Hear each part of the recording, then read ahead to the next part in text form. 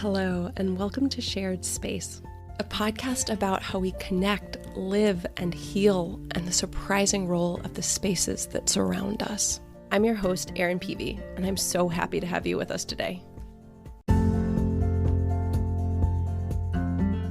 There is ample evidence of human civilization's enduring need for communal gathering spaces. We see this in prehistoric Stonehenge monuments and other archaeological sites.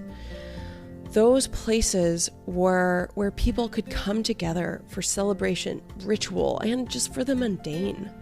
And these places are what sociologist Ray Oldenburg coined third places. So third places are places that, unlike the private informal home and the public formal workplace, are both informal and public. These are places where people gather, socialize, and deliberately or casually are able to meet friends, cheer for the home team with other fellow fans in the local pub, or just sit and people watch. I think all of us have recognized that we're missing some of that right now. And these third places are defined by their ordinariness. And I just kind of love that. It's in this that they allow people to meet, to relax, and to just be, and with minimal cost to themselves. I think that's a really important part to talk about. So third places have been shown to strengthen social capital, foster social connection, boost diversity and well-being. All of this are citations from research, again, in the show notes. So they are able to serve as enabling places. So this is one of the things that I love most about third places. It's just understanding how they're able to promote recovery from mental illness and provide the social and material resources. So, think about people that are struggling either with eating disorders, with some sort of substance abuse, or just the regular sort of sadness of everyday life. Well, these social interactions at these third places oftentimes occur in this way that helps to provide opportunities for making and sustaining bonds. They kind of offer a relief for the daily stresses and provide this sense of community. And one of the great things is that we're also seeing how they can help to facilitate tolerance between diverse people, because they're helping to expose people to one another just sort of through osmosis. So it is not through direct dialogue, but rather through you're the partner that sits next to me each day when I'm at the local coffee shop, or you're just a part of my everyday life in these third places. So research shows that the social support, and really that means emotional support, companionship, that people are able to get at third places may match their deficit for social support elsewhere.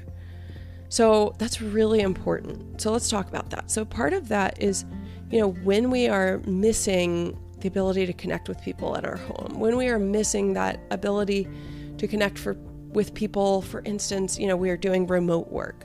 Well, third places become even more important because we're getting to engage with others and have that sort of social connection and emotional support in these light, casual ways, or maybe in these longer, sustaining ways that become part of our rituals and part of our days. So in light of this evidence, and as loneliness is on the rise, we really need third places more than ever. Yet across the nation, third places are closing. And this is fraying the ties that hold communities together. To create places that connect us, we need policymakers, entrepreneurs, developers, city planners, architects, all of us. We need all of us, and most of all, the citizens, to advocate for the importance of cultivating these spaces. And these spaces are providing this buffer from physical and psychological stress of the modern day. They exist as small, semi-public spaces within larger buildings or areas. So for example, the office kitchen, or the communal space in a long-term inpatient care unit, or a long-term care unit, or a shared interior courtyard of a large building. So all of these can exist from small scale to large scale, sort of what we call third places. These can include local coffee shops, corner markets, daycares, community centers, city parks, even street blocks. A lot of us have argued that the street is this most unclaimed wonderful third place that has this ability for everybody to be able to share it, for everybody to be able to go out and to make it theirs, except for, we need policies that support being able to, for instance, temporarily shut down a street for a market or for a neighborhood event, or, right now to allow more space for people to get outside and to walk.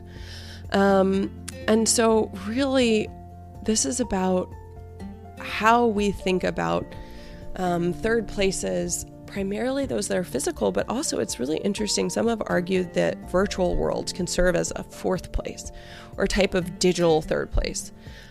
However, right now there's little evidence that this virtual place can fill the real world physical need for community, connection, and leisure that physical third places do. I think, out of what's happening right now with COVID and with, having to increase social distancing and having more online live experiences, we may find some of that to actually have research behind it. And so it'll be really interesting to see it. I think right now, it's filling a void that we're not able to fill with physical connection.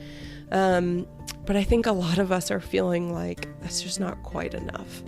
And so what we're going to be talking about throughout a series of different segments is really my findings from a semi-structured literature review that identify these universal guidelines to design spaces to combat loneliness and social isolation and to foster social capital and community. So a lot of this research was done prior to COVID. All of this research was done prior to COVID. And so we're going to be talking about what we know prior and some of how those same design implications may mean something a little different now. How do we think that they could be applied going forward? And I hope that you'll, comment and explore with me, because I am really starting this project because I want to hear from other people.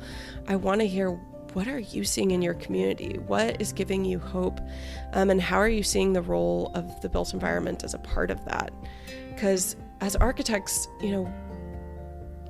I feel committed to creating a better place for people to spend time, for people to connect with one another.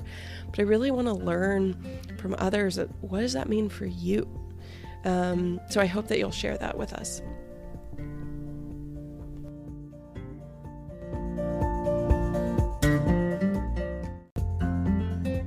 Thank you so much for joining us on this episode of Shared Space. If you enjoyed this episode, I hope you'll take a minute and subscribe and rate on Apple, Spotify, or wherever you get your podcast. And check out my website, erinpv.com, for more information on loneliness, social health, the built environment, and so much more. We are constantly sharing research and other resources on there and would love to hear from you. I hope your day is filled with honest emotions, kindness, and connection. Take care.